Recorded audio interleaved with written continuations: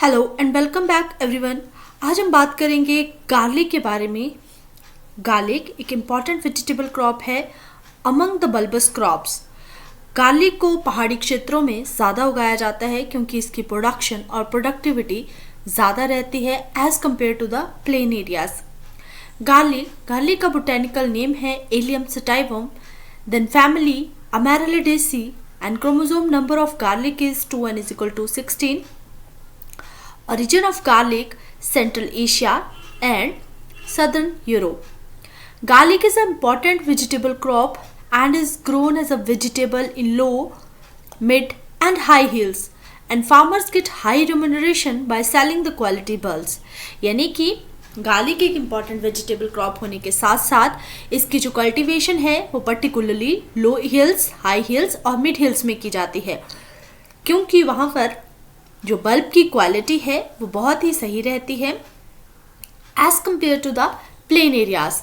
इसीलिए जो फार्मर्स रहते हैं, हिल्स के जो फार्मर्स हैं, वो ज़्यादा remuneration by selling these garlic bulbs gather करते हैं as compare to the farmers of low hills और मिड हिल्स। नेक्स्ट आता है कि पंजेंसी में जो गार्लिक में पाई जाती है वो किस कंपाउंड की वजह से रहती है, वो है डाईएलाइल डाईसल्फाइड। सो एक इम्पॉर्टेंट क्वेश्चन है जो जीआरएफ एसआरएफ के एग्जाम में पूछा जाता है। Pungency in garlic is due to the compound diallyl disulphide. Then uses के बारे में बात करते हैं।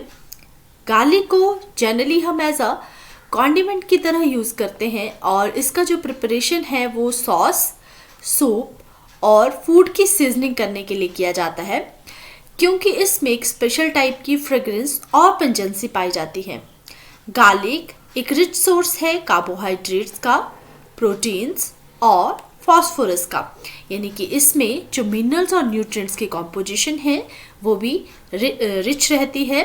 सो गार्लिक जो है वो ह्यूमन ब्लड को थिन करने में भी हेल्प करता है, यानी कि कोलेस्ट्रॉल को की कंसंट्रेशन को कम करने में गार्लिक का एक इम्पॉर्टेंट रोल है। देन गार्लिक है द फंजिसाइडल, बैक्टीरिसाइडल और इंसेक्टिसाइडल प्रॉपर्टीज। कहने का मतलब ये है कि जो गार्लिक है वो फंगस के अगेंस्ट काम करने में हेल्प करता है, बैक्टीरियाज को डिस्ट्रॉय करने में हेल्प करता है और गार्लिक की इंसेक्टिसाइडल प्रॉपर्टीज़ का मतलब है कि गार्लिक जो है इंसेक्ट्स रेपेलेंट की तरह भी एक्ट करता है। देन गार्लिक एक कार्बोनेटिव प्रॉपर्टी रहती है गार्लिक में जो कि एक स्टिमुलेंट है और डाइजेशन को इम्प्रूव करने में भी हेल्प करता है as well as absorption of food में गार्लिक का एक इम्पॉर्टेंट रोल है। गार्लिक आयुर्वेदा सिस्टम में एज अ मेडिसिन की तरह यूज़ किया जाता था and also give in a flatulence. Then मतलब कि गार्लिक का जो यूज़ है वो एज ए मेडिसिन भी काफ़ी ज़्यादा किया जाता है। देन गार्लिक के जूस की अगर इनहेलेशन की जाए या फिर गार्लिक ऑयल की इनहेलेशन की जाए तो rheumatism, sterility, impotency, cough, red eyes and tuberculosis जैसी जो डिसीजेज हैं उन्हें भी कंट्रोल करने में हेल्प करता है। सो आप देख सकते हैं कि जो लहसुन है उसके कितने ज़्यादा उपयोग रहते हैं। देन सॉइल्स, यानी कि एग्रोक्लाइमेटिक कंडीशंस और एग्रीकल्चर प्रैक्टिसेस की बात करें, एग्रोनॉमिक प्रैक्टिसेस की बात करें तो किस तरह की सॉइल्स में गार्लिक को ग्रो किया जाता है। पर्टिकुलरली फ्राइबल, फर्टाइल और ऐसी सॉइल्स जहाँ पर पानी जो है ज़्यादा देर तक स्टेगनेंट ना रहे, उस तरह की सॉइल्स में गार्लिक को ग्रो किया जा सकता है और वहाँ पर अबंडेंट सप्लाई रहनी चाहिए ह्यूमस की, यानी कि ऑर्गेनिक मैटर की जो कंपोजिशन है, जो सॉइल्स हैं उनमें ज़्यादा होनी चाहिए।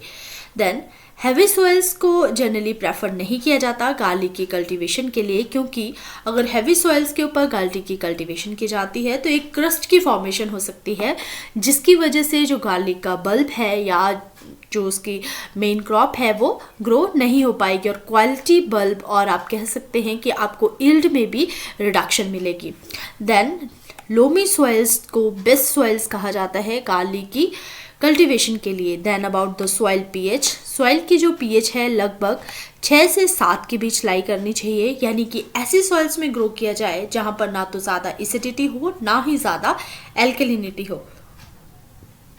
Then about the climate, garlic एक कूल सीजन की क्रॉप है, यानी कि विंटर सीजन में इस क्रॉप को मेजरली ग्रोन किया जाता है और मॉइस्ट एटमॉस्फेयर रहना चाहिए क्रॉप को ग्रो करने के लिए, क्रॉप की ग्रोथ और डेवलपमेंट के लिए। देन टेम्परेचर की बात करते हैं तो टेम्परेचर जो है लगभग जिसे मॉइस्ट एयर टेम्परेचर कहा जाता है वो 12 से 18 डिग्री सेल्सियस ग्रोथ के लिए, और ड्राई वेदर जो है 20 to 25 degree Celsius for bulb formation और 25 to 30 degree Celsius bulb maturity के टाइम जो है वो टेम्परेचर रहना चाहिए। तो 3 तरह के टेम्परेचर रहते हैं गार्लिक के लिए।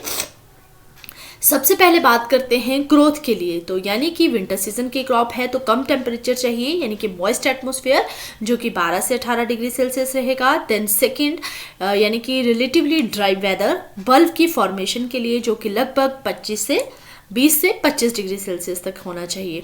देन अबाउट द मैच्योरिटी, यानी कि बल्ब की मैच्योरिटी के लिए जो टेम्परेचर है वो सर्टनली हाई रहना चाहिए as compare to the bulbing temperature जो कि है आपका 25 से 30 degree Celsius.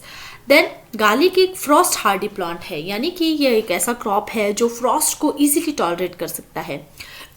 Sorry, low temperature and short days are congenial for proper bulb formation and hence the prerequisites for higher yield. High yield के लिए जो एक certain इसकी जो इसके जो थर्मोफिलिक रिक्वायरमेंट है वो है लो टेम्परेचर और शॉर्ट डेज, जिसकी वजह से बल्ब की फॉर्मेशन जो है वो सही होगी। देन बल्ब फॉर्मेशन जो है एडिक्वेट वेजिटेटिव ग्रोथ होने की वजह से ही बल्ब की फॉर्मेशन इजीली हो पाएगी। बात करते हैं कौन से कल्टीवार हिमाचल प्रदेश के कंडीशंस में ग्रो किए जाते हैं जो कि एक हिली टेरेन है। तो इसमें garlic GHC1 Solan selection, large segmented and selection 1, thereafter Agrifound Parvati, इस तरह की वेराइटीज़ को पर्टिकुलरली हिमाचल प्रदेश में कमर्शियल लेवल पे ग्रो किया जाता है। देन अनदर वन एक इम्पॉर्टेंट वेराइटी है जो कि हिमाचल प्रदेश में इंट्रोड्यूस की गई है and is from Solan university, that is Kandaghat selection, जिसका जो बल्ब है वो काफ़ी ज़्यादा बड़े साइज़ का बल्ब रहता है, यानी कि उसका जो बल्ब वेट है वो ज़्यादा है और कंसिक्वेंटली जो यील्ड रहती है कंडागार्ड सिलेक्शन की वो भी ज़्यादा पाई जाती है। देन प्लांटिंग टाइम, यानी कि अगर यह एक विंटर सीजन की क्रॉप है यानी कि कूल सीजन की क्रॉप है तो किस किस रीजन में कब कब इस जो क्रॉप है उसकी सोइंग की जानी चाहिए। देन रीजन सोइंग टाइम की बात करते हैं तो नॉर्थ इंडिया में सितंबर से लेके नवंबर तक इसकी सोइंग की जा सकती है, यानी कि प्लांटिंग की जा सकती है। देन महाराष्ट्र, कर्नाटका और आंध्र प्रदेश में अगस्त से लेके नवंबर तक इस क्रॉप को सो किया जा सकता है। देन वेस्ट बंगाल, ओडिशा एंड गुजरात में अक्टूबर से लेके नवंबर तक क्रॉप की सोइंग और प्लांटिंग जो है वो पॉसिबल रहती है। नाउ बात करते हैं हिमाचल प्रदेश के कंडीशंस में, वहाँ पर जो सोइंग टाइम रहेगा लो हिल्स के लिए अक्टूबर से नवंबर, मिड हिल्स के लिए September to December and for high hills April जो है वो बेस्ट एक टेम्परेचर रहता है, बेस्ट टेम्परेचर पाया जाता है अप्रैल के मंथ में in the high hills of Himachal Pradesh. So this is about the planting time in different regions along with your sowing time. Then planting material, यानी कि इस क्रॉप को किस तरह से प्रोपोगेट किया जाता है, इधर सीड और वेजिटेटिव।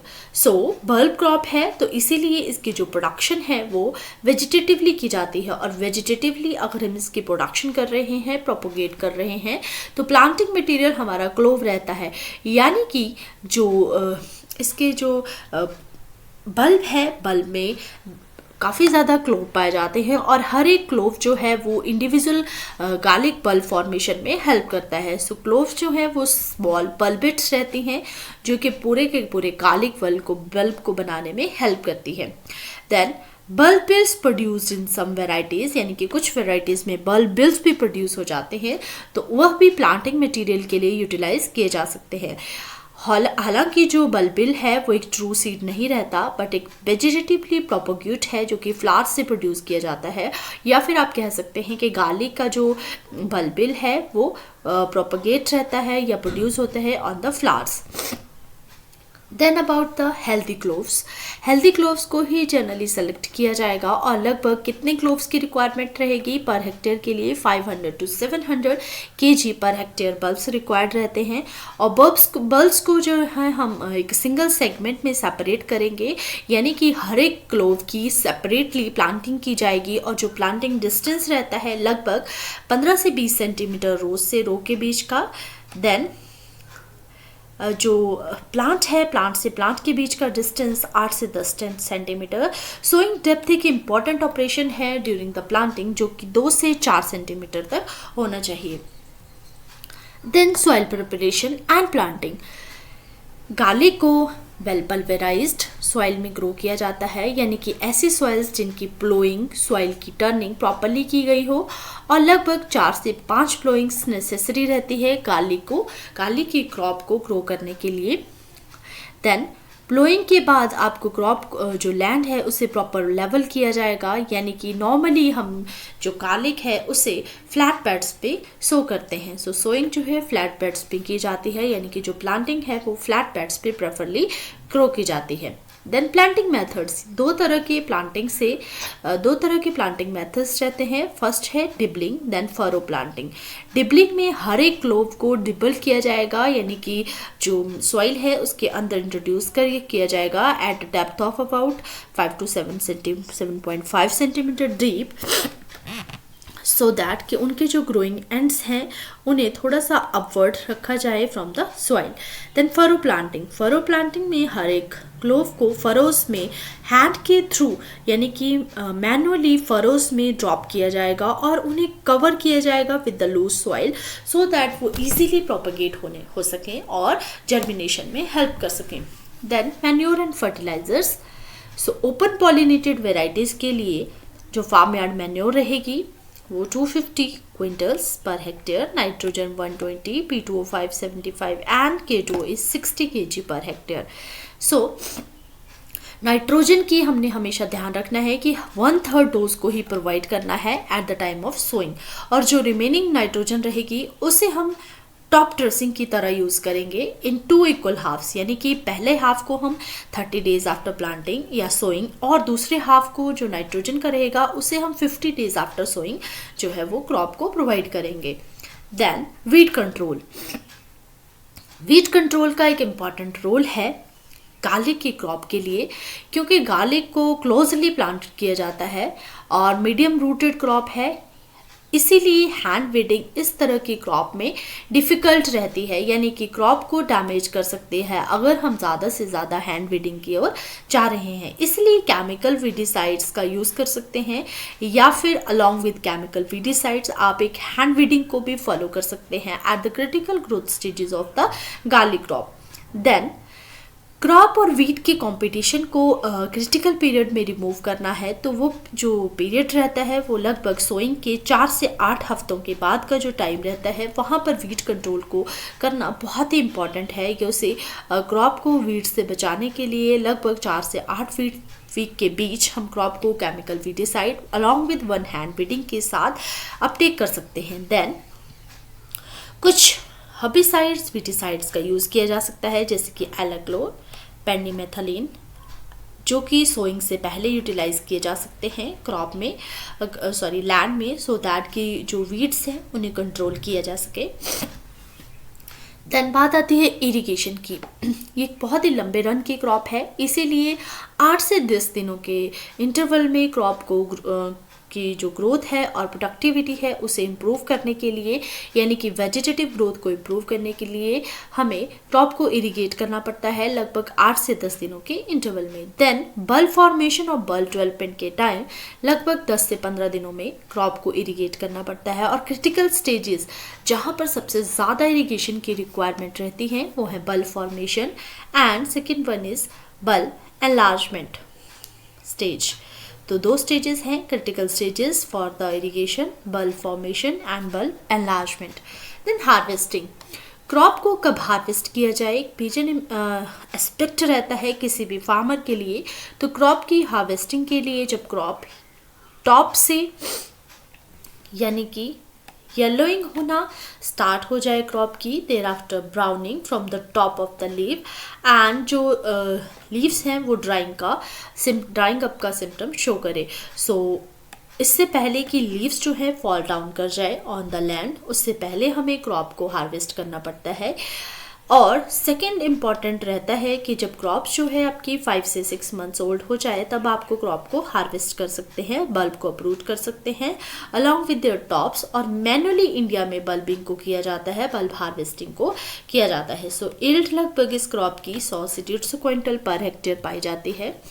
एंड अनदर इम्पॉर्टेंट रहता है मार्केटिंग पर्पज से क्योरिंग, यानी कि ड्राइंग ऑफ पल्प, जो कि इम्पॉर्टेंट प्रोसेस रहता है जिसमें एक्सेस ऑफ मॉइस्चर को रिड्यूस किया जाता है, रिमूव किया जाता है, सो दैट कि बल्ब जितने भी आपके बल्ब हैं उन्हें कम्पैक्ट फॉर्म में ऑब्टेन किया जा सके। अगर हम क्योरिंग कर रहे हैं तो उससे न केवल हम मॉइस्चर को रिड्यूस कर रहे हैं बल्कि चांसेस ऑफ डिजीजेस का इन्फेक्शन को भी रिड्यूस कर रहे हैं एंड मिनिमाइज कर रहे हैं श्रिंकेज ऑफ क्रॉप को, सो दैट कि जो मॉइस्चर है, इंटीरियर मॉइस्चर है, उसे रिड्यूस किया जा सके। क्योरिंग हम लगभग 1 हफ्ते तक करते हैं, फील्ड कंडीशंस में क्योरिंग की जाती है। क्योरिंग करने के लिए जो बल्ब हैं, बल्ब के जो टॉप रहते हैं उन्हें कवर्ड किया जाता है और एक दूसरे के साथ बांधा जाता है और अवॉइड किया जाता है किसी भी प्रकार का डैमेज ना हो सन की कंडीशन से या सनरेज से। देन बल्ब्स की क्योरिंग लगभग 7 से 8 दिनों के अंदर शेडी कंडीशन में की जाती है, या तो टॉप्स के साथ या after cutting the tops, so that only जो टॉप है आपका उसे 2.5 सेंटीमीटर स्टॉक के साथ रखा जाए। इसके साथ टॉप की क्योरिंग की जाती है at the final stage. Then roots को, जो गाली के रूट्स रहती हैं उन्हें ट्रिम किया जाएगा ओनली 1 सेंटीमीटर, सो दैट कि गाली की जो क्रॉप है उसे कोई भी इन्फेक्शन ना हो और लंबे टाइम तक गाली को स्टोर किया जा सके। देन स्टोरेज, लगभग जो कोल्ड स्टोरेज में गार्लिक को 0 से लेके 2.2 डिग्री सेल्सियस तक along with 60 to 70% relative humidity के साथ स्टोर किया जा सकता है इन ऑर्डिनरी और वेंटिलेटेड रूम्स में। देन स्टोरेज लाइफ को आप प्रोलॉन्ग कर सकते हैं, वेट लॉस से बचा सकते हैं क्रॉप को अगर क्रॉप में मैलिक हाइड्रोजाइड का स्प्रे किया जाए लगभग 2000 से लेकर 3000 ppm तक 2 से 3 वीक पहले हार्वेस्टिंग से। सो क्रॉप की लाइफ को यानी कि स्टोरेज लाइफ को भी एनहांस किया जा सकता है। Then about the diseases and insect pest, जैसा कि production technology of vegetable crops में हम majorly production of vegetable crops के बारे में बात करेंगे, यानी कि क्रॉप्स को किस तरह से प्रोड्यूस किया जाता है, कैसे इनके प्रोडक्शन पॉसिबल है, क्या क्या एग्रोनॉमिक प्रैक्टिसेस रहती हैं, बट मेजरली इन क्रॉप्स में क्या डिजीजेस, क्या इंसेक्ट पेस्ट और क्या डिसऑर्डर्स पाए जाते हैं उनके बारे में बात करेंगे, but not in a detailed way. So जो गार्लिक है, गार्लिक में पर्पल ब्लॉच और डाउनी मिल्ड्यू तो मेजर डिजीजेस पाए जाते हैं। और इंसेक्ट पेस्ट की बात करें तो माइट्स, एफिड्स और थ्रिप्स का लंबे टाइम तक अटैक रह सकता है गार्लिक की क्रॉप में। हालांकि इस क्रॉप को सेव किया जा सकता है by the use of marigold in the surrounding of this crop. So this is all about the garlic crop. Thank you everyone. Next lecture में हम बात करेंगे अनियन के बारे में. Thank you.